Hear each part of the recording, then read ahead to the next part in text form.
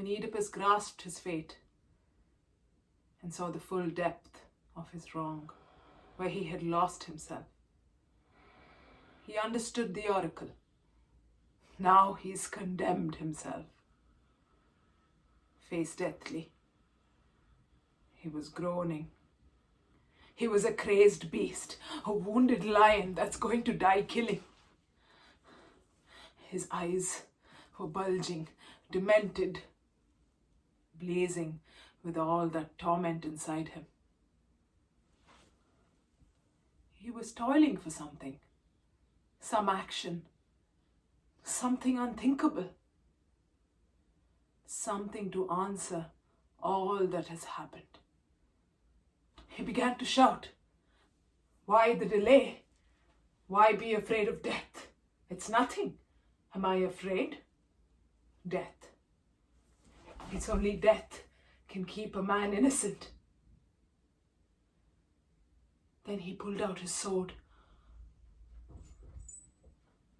and he was going to kill himself. But he stopped. He began to reason. One little jab of pain, a few seconds of death in my eyes and in my mouth. Can that pay for a lifetime like mine? Can one stroke cut all my debts off? One death? That's for your father, that's good. But what about your mother?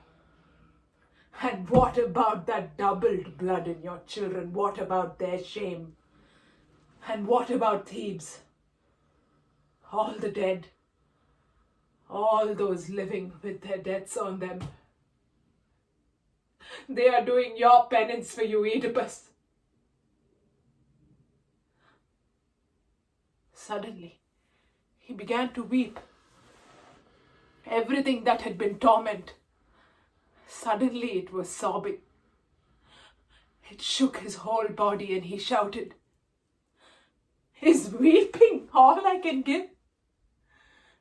Can't my eyes give anything more? Let them go. With their tears, let them go. Eyeballs strew everything out. Is this enough for you, you frozen gods of marriage? Is it sufficient? Are my eyes enough?"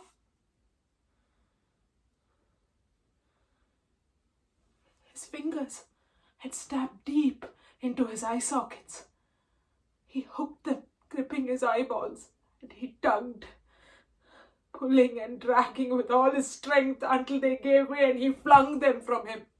His fingers dug back into the sockets. He couldn't stop.